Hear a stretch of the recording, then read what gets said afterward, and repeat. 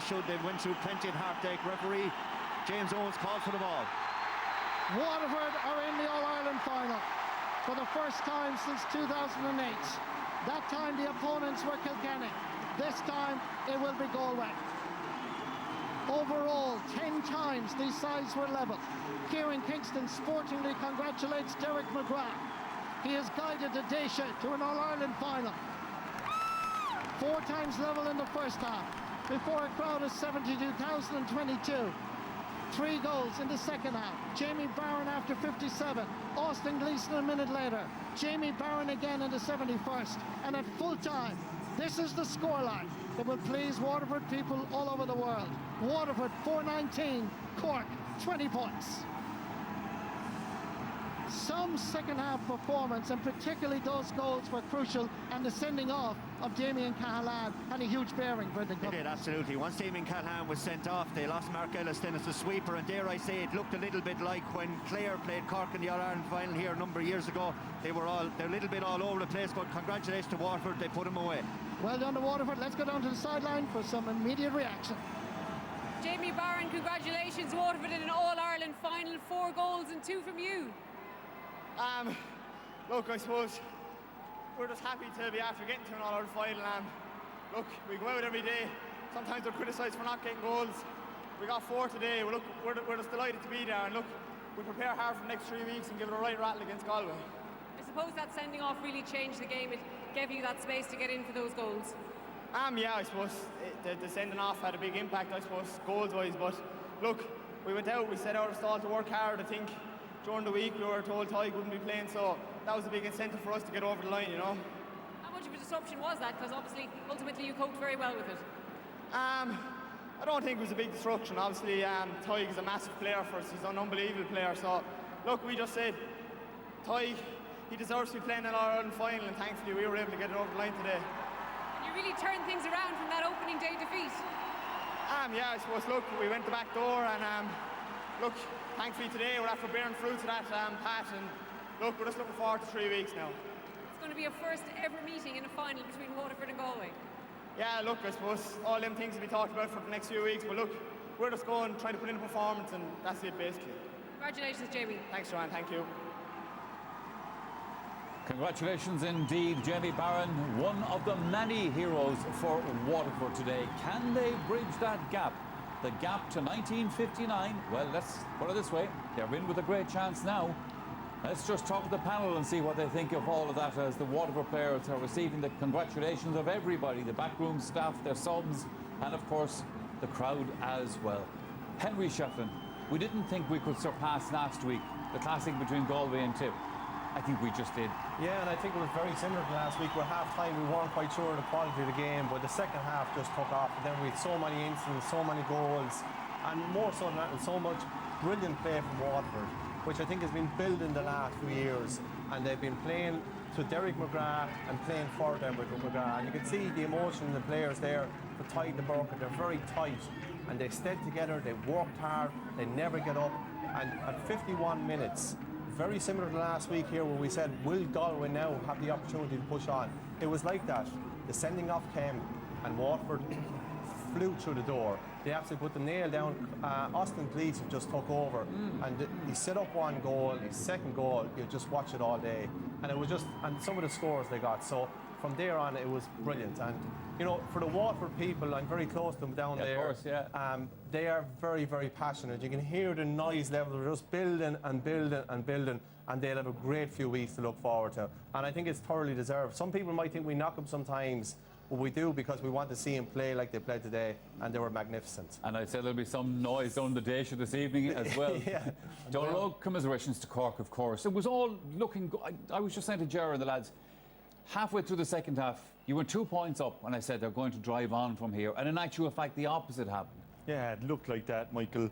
Patrick Hurling got a wonder score from probably 100 yards, and you just got that sense that Cork were starting to build and that Waterford were maybe a bit subdued. But I think the start of showing the second half was Jamie Barron. That second goal of Waterford's, and his goal was so critical. It was almost like a sucker punch for Cork at the time, and you know, congratulations to Waterford. I think today their short game was outstanding. I don't really agree or take Henry's point that pundits have been as kind as maybe has been portrayed here today. I do think that that hasn't happened, and I do think and would like to think that maybe history is starting to be maybe rewritten a bit, and he will get the credit for introducing that type of system of play. Well, whatever way that works out, Ger, the fact is that we have a pretty special All-Ireland final. Not to say that the ones down through the years haven't been very special as well, but it's new, basically. Unique. We have, of course, and you'll have huge talk about it because, you know, the fact that Waterford have never been beaten by Galway in a championship game, so that won't matter coming the final. But I suppose, you know, when you look at the game today, the big question mark about Cork was how real was that improvement? Because we all felt that because they had 10 players who collapsed in 2014 and again in 2015, you know, my reading of Cork was that those players didn't like it up 'em, as they say. You know, they didn't like it when it was really tight, really tough. And that's what Waterford tested today. They tested the resolve of the Cork forwards. And a lot of the Cork forwards were found wanting, once again, when it came to it. And I know we'll all point to Cahalane sending off. He was sent off after 50 minutes, right? Yeah. Cork were a point up. After that, Waterford outscored Cork by 3-8 to 5 points. In other words, they took over completely. But, you know, Donald Oak is right in what he says. Isn't there an awful lot attractive about the way Waterford played today? I didn't see anything negative about that. The defence was rock solid. That's what anybody wants their team to be, rock solid. And they're attacking at pace. 4-19. And the width of their attack, you know, and the pace, and the interplay, the precision, the precision today. And enough room for the likes of Austin Gleeson to show his genius, right? Exactly. So within that system, you have the likes of Barron, Gleeson, everybody going home, still talking about that beauty of the game that was able to be illustrated today. Exactly, but I think their best performances, think back to last year, was here in Croke Park. There was more space, they were able to express themselves more. I think Croke Park suits them because they just completely drive on. And look at what their goal scorers. Gleeson, as I said, Jamie Barron got 2 as well. So they were definitely bombing forward more. They created the space. And I think defensively, there's no doubt about it, they have probably the best defensive system. It's just offensively sometimes they don't do it. But they've scored 4-19 again today. So I think hats off to them. But does that mean, but was their system any different today than the systems that they've set up previously? The system wasn't, but the delivery of the ball, the precision of the delivery, and was the way quality better. of the play. They weren't just hitting it into a loose man today. Yeah. They were hitting it wide into space, into one of their own men. And then the delivery from the wing to wing was absolutely outstanding. But that's exactly how my they point. stretched them completely. And that's the point I'm I making. know, That's the way I'd imagine that Derek McGrath always dreams. He dreams of the game being played that way. Yeah. But you can't fault him, which the pundits have been. And there has been negative connotations all over the commentary. And nearly touching that we're in such a dangerous time that we saw in the 2000s that there was a departure in Gaelic football, and all we got from these seats was puke football, negative this, negative that. I felt during this summer, anything I did here, that we were on the cusp or at the danger of knocking someone in the exact same way that football was knocked at that stage. And I think today we all got our answer. I'll tell you what, you couldn't knock the hurling championship this year. There's no doubt about that. But they have the fundamentals. Don't know. They have the fundamentals. They're brilliant in the air. They're exceptional in the tight. Have you ever seen a better team in the tight who can come out, win the dirty ball, and then find their man, get past their man, find their man, deliver the ball into space? There's never been better than that. And as well as that, they have outstanding leaders. You know, every team, a champion team, needs great leaders. Up along the centre. You see Darragh Fice today? He went in there. He played even better than the Borka, if you like. Yeah. He could make 2 catches here when the game was still in the melting pot. They were like Dahiborg last weekend. So they have, it's not about systems, all about systems. It's the quality of player. Remember, Bilal Tullis, I said to you, they have outstanding players. They have they had a real team last year. Yeah. Today they brought it on to a new level altogether. But they have problems as regards who will be available for the next. Well, they have, and we'll talk about that in a little while. After last week's game, and in fact the way this championship has been going, as we all know, people are saying, you know, Galway look like the team and all that. What will Galway think of that today? I think Galway will be very worried because Waterford are on the momentum. They're going on up to the director. And I think they're playing better. And Don Logue will talk about systems. And I think everyone is probably fed up talking about systems. But you were right. You need to stand up for what you believe in. We think that sometimes we can express that system a little bit more offensively. I think that's what we sing today. And I think if Waterford come here to the All-Ireland, I thought last year they should have got to the All-Ireland. I don't know if they had a bet tip. I think it would have been a great experience for them, because it is a different experience to be playing the All-Ireland. Now they have Brick and Kevin Moran, and when they needed those two players in the first half, they're leaders. They were there in 2008. They know what that experience is like. And I think Derek McGrath has done a great man management job of the panel of players, and what Tyke the Burker added, you could see it at the end. So I think no matter what, I sent out a tweet a few weeks ago, I wouldn't like to be a forward playing against them, because they are so defensively strong. Did Cork get one opportunity for a goal today? But Cork have no ball when on the forwards. I know that, but they didn't. Galway do, which is a different situation. But I think defensively they're very strong, and they will score. Now, all right, lads, thanks. Well, stop to just one Everybody wants to say something. You have plenty to say. I know, plenty of time to say. Just so Take a break, reflect on the summer past.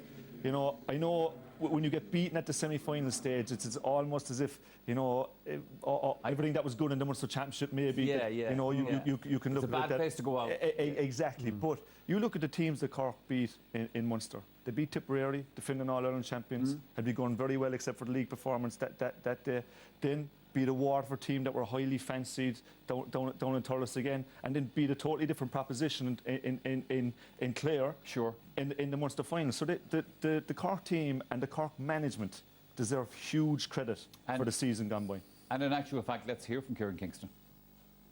Kieran, obviously a very disappointing way to end your season. I suppose the sending off really changed this game, the first sending off. Yeah, I mean, look, I'm not going to stand here and say that the sending off decided the game or anything like that. I think it was nip and tuck all the way. We certainly were in the game. We didn't finish well, but look, was never took control of the game at the same time. And to be fair, just said inside what I said inside in the Waterford dressing room there, the best team won on the day, and that's it.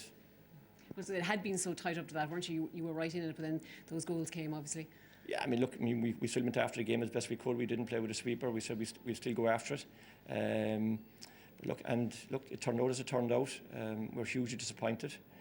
We knew coming up here, playing the same team for the fourth time in 8 months wasn't going to be easy. At the same time, we spoke around the fact of new competition, etc. And we felt we had a right chance. We were confident coming up, not in any way arrogant, but we were confident coming up. And look, we're disappointed, we're gutted, to be honest. But look, we'll take a lot from today, and we'll learn a lot from today. I suppose, did you need more from your forwards, maybe especially in that first half? Yeah, I mean, look, playing against the sweeper is always going to be tighter and an extra man, and it's going to be more difficult. And but look, I'm not going to fault the lads. I suppose our season comes to an end. I have to acknowledge what they've done for hurling in Cork this year. They've been fantastic to work with. They've been anything we asked them. We asked a lot, and we asked them to change a lot at the start of the year. They did that. A super backroom team who gave of their time on a voluntary basis hugely throughout the year, and the lads responded to what they wanted them to do and what I wanted them to do, and we're really proud of what they gave us throughout the year, and very, I suppose, thankful as well to the Cork supporters and the way they support us throughout the year. I suppose to finish with 13 as well, that was another blow there towards the end. Yeah, I didn't see that, to be honest. I'm not sure exactly what happened. It was a straight red, I understand. I didn't exactly see the incident. I saw the other one all right, but I didn't see that. So I could just have a look at that afterwards and see. Look, I don't think that had any impact. I think both players got a straight red. Obviously, be very tough on the Waterford player for missing an All-Ireland final because of it. But again, I didn't see it, so we'd have to have a look at that. I suppose as well today, it would be remiss of me not to acknowledge Margaret Keady and her family, the day that's in it while we're here, and to offer our condolences on behalf of Cork Hurling and all associated with Cork Hurling and Cork management. The condolences to Margaret and the Keady family. I think that would be remiss of me not to say that today. Yes, absolutely. Thank you, Kieran. Yeah, thank you. Kieran Kingston, and we all, of course, agree with that. Chair, very honest, very straightforward, no excuses, no whinging. No, he's a real quality man, great manager, and he knows the stage they're at as well. If you look back 2 years ago, when Waterford came up here with a lot of young lads like Cork had today and played Kilkenny, in effect they were bullied. They were out-muscled out of it completely. 2 years later, they're a totally different team. They're so well conditioned. You look there in the last 20 minutes how they were going. They were absolutely flying. Now, you're a young fella, will say, like Darragh Fitzgibbon or Mark Coleman. It's your first year in it. You're taking these savage hits. The last 20 minutes, you're going to be worn out. So Waterford are ahead of Cork. And it's in semi-finals, in big games like this, that shows. And let's see what their manager thinks about it. It's Derek McGrath. Derek, congratulations. I suppose those 4 goals today have propelled you into an All-Ireland final. Yeah, look, there's massive elation in our dressing room, obviously. It's a big deal for us in Waterford. We've only been in 1948, 59, 63 and 2008, so we've only been in 4 finals ever, so big deal for us to get to an All-Ireland final in the first place, albeit the task ahead of us will be huge, but yeah, we're going to relish today anyway, and remember for a long time, certainly. Yeah, it is certainly very much a big deal. I suppose a lot of pressure on you coming into this with the whole Tadhg de Burka suspension and everything, but you handled that very well. Yeah, the lads did. They're very grounded young men, like, very intelligent young men, so they're... look, we talked about the Tadhg incident. There's no point of saying we didn't. We talked about, the motivation was huge for Tadhg himself in terms of getting the final to the final for him, if you like. He's been, as I said, at the centre of everything we've tried to do, and outside of that, as I said, he's a pure hurler. So it was, that was part of our motivation ahead of it. So it's certainly that was achieved in terms of getting him involved in a final day. So look, it's great all around. I suppose the Damien Cahalane sending off really allowed you to get a foothold in the game. Yeah, and to be honest with you, I was worried given how we were set up. I thought sometimes it's, a sending off can actually it's counterintuitive to say it, but sometimes a sending off can actually work against you. So I think it worked well for us. The space seemed to open up. Cork were in a situation where we were able to push up on their backs, if you like. So space certainly opened up, and from then on, once I think it was I'm not sure it was the Jamie goal or what goal it was. I think we settled after that. Paulie got a great point after. So we were comfortable enough at the end, Now, it wasn't the only red card. Conor Gleeson saw straight red as well. Your thoughts on that? Yeah, look, I didn't see it, and that's an honest opinion. I didn't actually see it. I think we were involved in so much fervour on the line today. We were very passionate about our approach today, and just didn't get a chance to see it. That lead to worrying in the coming weeks? Yeah, well, I'd imagine so. Like, that's a red card is a red card given by the referee. So there's avenues that we've probably exhausted in the last 2 weeks in terms of Tadhg that we'll probably have to follow or other ways depending on what we see and when we have a good kind of deciphering of what's involved. There was also another helmet incident involving Austin Gleeson earlier on with Luke Meade. Did you see that one? Yeah, no, I didn't. I haven't even been made aware till you've said it there in terms of an incident involving any kind of helmet. But all I know is, I suppose we've been involved in an incident involving a helmet over the last number of weeks, if you like. So look, we'll see what happens. But, as I said, I haven't seen anything to kind of, to raise an issue. I know I've certainly no contact from anyone within officialdom. And you have this special and unique final now to look forward to. Yeah, look, I think, with all due respect to the traditionalists, Cork, Tipperary, Kilkenny, I know they're represented well in your studio there, but I think people in general, in terms of the colour or the dynamic of the final, I think it's the final that everyone wanted. Even up for the match will be different. It certainly will. Thanks, Jerry. Congratulations. All right, good luck. Up for the match will be different, there's no doubt about that. Henry Shefflin, you obviously know that neck of the woods, you know Waterford very well. The big issue now for Waterford people and for the team, of course, is how do they just keep themselves grounded and focused in the weeks ahead? Because, of course, there's going to be great excitement. Well, I think for the people, it shouldn't be. I think it should be about excitement. That's what sport is about. It's about enjoyment. And they've been on a roller coaster with this team, so of course they should enjoy it. I think probably in 2008, the people probably seeped into the players, and that's fresh enough. It's only a few years ago. Yeah. So I think that'll be good. And as you can see from Derek there, he's very grounded, and he's not going to let that seep into his players. And I think he has great leaders in the team, as Gerard's referenced already, and those people have been there. And there's nothing like experience. And Cork experienced it today.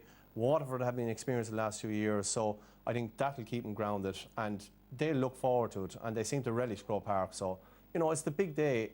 The semi-final is the worst one to lose, as we probably know. The final is about trying to go out and enjoy it and look forward to the next few weeks, which is great for them. Let's look at aspects of that second half, and there were so many of them. And I suppose one of the first key ones in terms of the scoring in the half. To finish, it was very tough and tactical in the first half. Very little given away. Probably more played on Waterford's terms, I'd say, in terms of tightening everything up from when they played 11 weeks ago. But then I suppose the sending off had a massive bearing on it, and Waterford really took over a few minutes after the sending off, and we got a few magical moments as well. I suppose they'll talk about Austin Gleeson's goal for a long, long time, to something like you'd see Messi or Ronaldo or somebody scoring. So just we did get some great moments. I look at nobody from Waterford cares tonight. They're in the All-Ireland final days, and you know, they're back there. The last time it wasn't a great experience, but his crowd are gone now, so they'll be saying they'll have a better chance going into this one. You'll have every kid now practicing that. No kid will pass a ball anymore in hurling. They'll all be copying Aussie. What's different about Waterford, Brendan, and their setup from when they lost badly enough to Cork? Well, I think you're always looking for a reaction, and I think Derek McGrath, as a manager, he gave the biggest reaction.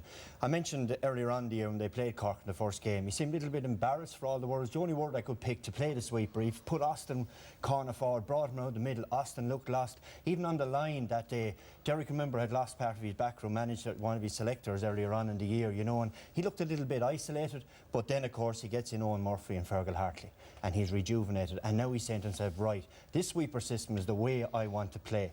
And he's told these players now, and you see the fruits of it there today. So he's got that little bit of a siege mentality. He was bouncing up and down the sideline today, to be fair to him. He was unbelievable management. He was stuck in everything that was going on around the pitch, you know. Every little incident, he was screaming for frees, and he was buzzing, you know. And that's what I think reflected on his players' performance today, you know. And As were Dan and the Rock. Yeah, Dan and the Rock, yeah, they were stuck in he was the launch pad, really, Des, for what happened today and his attitude. And what about Cork, Eddie? How will they reflect on this tomorrow, do you think? I mean, there was nothing in it until Damien Callahan sending off. Was that the key it thing? certainly was a big moment in the match, Des, but I think all in all, you know, I think Cork took a lot of people by surprise this year. Coming into the Munster Championship, they were definitely the fifth team in a lot of people's minds, and it was great to see them coming in the manner in which they'd done it. 4 or 5 really good young lads, you know, made their debuts in that match, played really, really well. But I suppose the big thing was when you turn around in a Munster Championship and you come from the first round into a semi-final and you take out Tip, All-Ireland champions, and you take out Waterford, and you're now facing into the draw for the semi-finals and you're facing into either of them, maybe both of them if you're to win an All-Ireland, you'd say one, if not the two of them, might come back to haunt them. And ultimately, as the lads touched on it there, Waterford sat down, they done their homework on that Munster semi-final and saw where they were beaten. I think the puck-outs was a key part of that, but also they just weren't at the pitch of it. And we'll say for Cork, going forward, look, 4 or 5 young guys got a good taste of what a battle-hardened team Waterford are today and see where they need to be to grind out those matches and get to a final. So all in all, look, it's been a great year for Cork. They will be fierce disappointed, and a decision maybe might have changed it, but that's the nature of it, unfortunately, you know. One element, the much maligned sweeper system. Sweeper system is now in the All-Ireland final. What's your view? It is. I think you're absolutely entitled to set up your team whatever way you want to do it. That's your prerogative. You did it yourself once or twice. When I felt it was needed, I absolutely did it. And other times when I thought I was capable of taking on a team, we absolutely went for that. But I think they're very good at it as well, Des, which is a huge factor. And even though they were missing Tig today, like Dara Five is outstanding today doing it, you know. So, like, that's how good and how comfortable they are. And they went away from it in the match 11 weeks ago. They put Austin Gleeson corner forward, Roman, and played 6 backs on 6 forwards, and it just didn't work for them on the day. And if it's not working, you go back to what's working. Harmony wheels back and gets a good score. And this is again just after half-time when the game was very much in the mix. But in the first half, they put the squeeze on Cork in a big, big way. Waterford were getting bodies in there. I mean, borderline foul on Shane Kingston there. But again, a touch from Kieran Bennett. Here we have another example of it. Luke Meade makes the run, and it's just too far for him. And that's I suppose the thin margins with puckouts like this. They have to be on the meat, and you know, when you're close to the sideline. Here we have, you know, Waterford bodies getting around, so they're getting where the ball is landing. Jamie Barron picks it up and tees up an attack. And again, the second half, at the key moments, Nash is looking up the field. He's looking for a spot. He has a big pocket of space over in the Cusack stand, but Dara Fives is almost daring him to put it in there. And as a result, he can't. Dara Fives makes a quick move. He has to switch back. And what we see on the other side then is 3 Waterford fellas tight on their men. The ball ultimately breaks to Shane Kingston, who takes off. Kevin Moore and co hunt him down. And like we said, that was the key area in the Munster semi-final. Waterford weren't awake to it. Nash is excellent with his puck outs. He can put them on a sixpence literally. And today, there's no doubt that was where Waterford went after it. Yeah, it is, and that's one thing that struck me during the game. Waterford accepted that Cork were going to win puck outs inside the Cork half the field. There were 17 of them. They won 16 of them. But they knew the battleground was inside their half the pitch, and there was 20. They lost 14 of 22 puck outs that Cork did into the Waterford half of the pitch. So that again is planning, it's meticulous stuff by Derek and his team to make sure that we're not giving them that launch. Was that they were not getting it in deeper than they were against Clare? I thought some of their forwards were a little bit tentative today and they made the runs too early. It's almost they wait and let Nash do it. I mean, Carnegie was the ideal way. He comes from deep across the line and into 40 yards of space. But the other issue now you've picked out is 11 weeks ago, Waterford were beaten. They weren't going to let it happen a second time. No, it is, and I suppose it's 11 weeks on your mind now. Look, what beating Kilkenny does for a bunch of men is a lot as well. But they've had this time, and they've had that. They tied the Burka thing to frown on all week as well, and the sense of injustice, and they just came and said, not today, lads. We're going setting the tone, and they just absolutely were winning these kind of dog situations, dirty ball, getting in the flicks, no fluency for Cork. Use their experience as well. Shane Bennett does brilliantly here, but young Coleman gets sucked in, possibly for the first time this year. But they put cute enough to put Brick on him to test him maybe physically. Brilliant pass, and Brick has now become a natural goal scorer all of a sudden. But you see him again here. He's no right to get anything on that, but get something on it. Moran, Cooper swings off him, throws him off. Callahan comes across despite the tackle, maybe a bit loose in the tackle. He gets away with it.